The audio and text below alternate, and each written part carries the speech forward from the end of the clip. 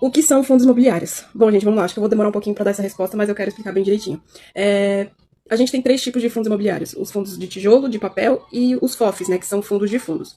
Os fundos de tijolo, para exemplificar, é basicamente alguém teve a ideia de comprar um empreendimento, mas não tinha dinheiro para comprar, não tinha lá R$ 1 milhão, digamos assim, para comprar, então ele fez sócios, digamos assim, pessoas que foram lá, colocaram dinheiro para ele poder comprar aquele imóvel e o aluguel daquele imóvel ele vai distribuir para as pessoas que deram dinheiro. É basicamente isso que é um fundo imobiliário, onde as pessoas colocam dinheiro naquele fundo e a gente tem uma gestora que gerencia, né, esse dinheiro e aluga o estabelecimento para alguém e esse aluguel ele distribui.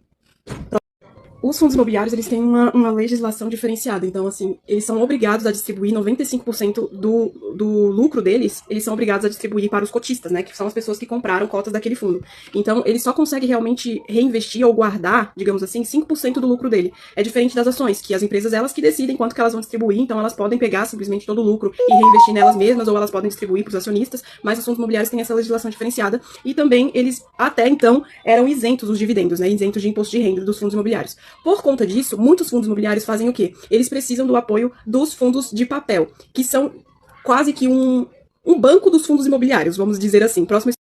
Então, os fundos de papel, eles basicamente fazem o quê? Eles compram o direito de receber aluguel do fundo de tijolo. Por exemplo, um fundo de tijolo, ele tem um inquilino que paga, ali tem um contrato com o inquilino, né? Geralmente, fundos imobiliários, eles fazem contratos longos, então vamos exemplificar. Ele tem um contrato com o inquilino de 10 anos, e em 10 anos ele vai receber R$ 100 mil daquele inquilino em aluguel, né? Aluguel do galpão, da loja lá do shopping, enfim. Aí o que ele faz? Para ele conseguir reinvestir nele, para ele conseguir ter dinheiro para investir nele, já que ele tem que distribuir pelo menos 95%, ele só sobra 5% do lucro, que isso pode ser pouco. Então, para ele conseguir, ele vai lá e vende aquele direito de receber aquele aluguel para um fundo imobiliário de papel e ele recebe dinheiro em troca disso.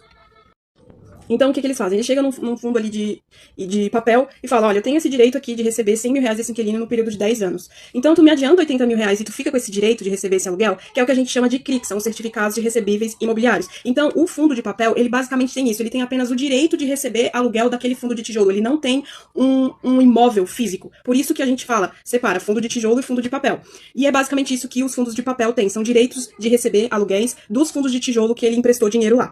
E os fundos de fundos, eles são a mesma coisa que a gente. É basicamente, eles vão lá e compram outros fundos. Que eu acho que é bem, assim, não é muito legal ter um fundo de fundo, porque eles fazem o que a gente faz. Eles vão lá e compram cotas de fundos imobiliários.